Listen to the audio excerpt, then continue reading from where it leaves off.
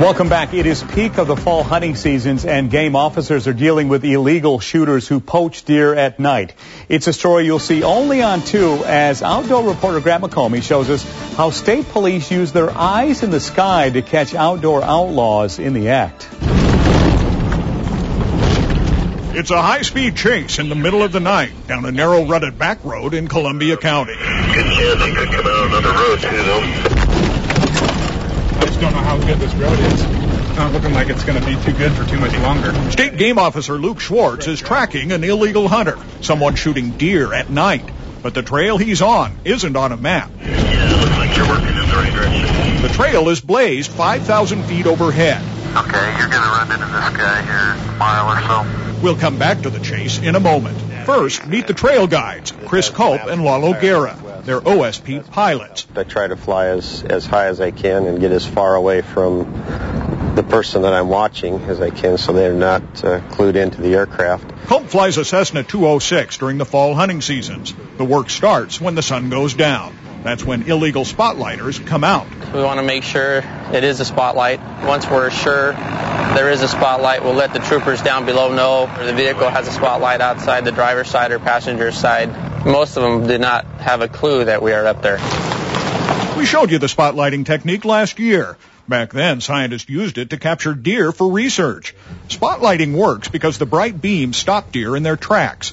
The animals are confused. They make easy targets. But Culp says when he's a mile up and wearing night vision goggles, spotlighters are easy targets too. I use my GPS to locate the road they're on, and once I relay that to the troops with the night vision, I can see the roads well enough I can get them to drive right into them. Tonight, Culp has put Schwartz and his partner Robin May on the trail of 2 spotlighters. Directly ahead of you, if you see any lights towards that. As soon as they get right up to me, I'm going to hit my red and blue, take them down. In just minutes, the men give up the chase. Can I pull this stuff out? Is that okay? Have you been arrested before? No, like this. Not like this? You just remain right there for me, sir, okay? There are clear signs that something's wrong.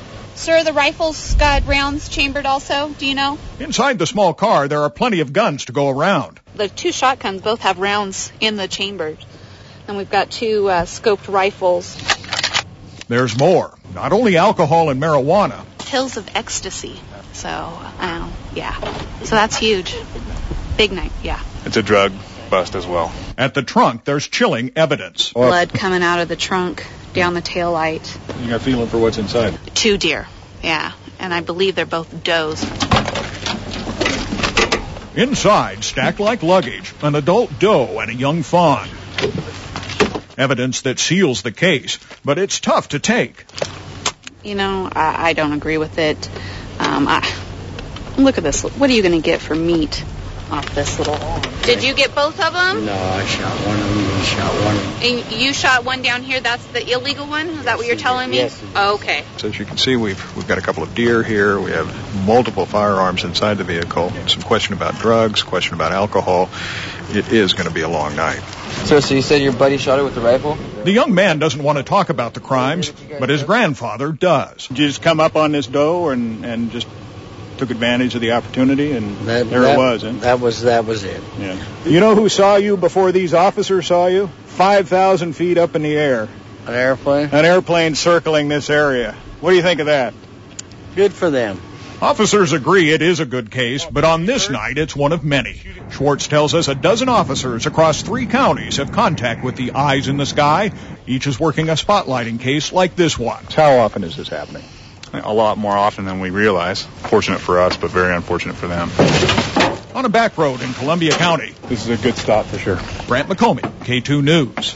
And something else Grant wants to point out. Officers tell us it's a small percentage of illegal shooters who ruin the sport for the legal hunters who play by the rules. In fact, hunting organizations provide rewards that lead to valuable tips that help the game cops solve many wildlife crimes.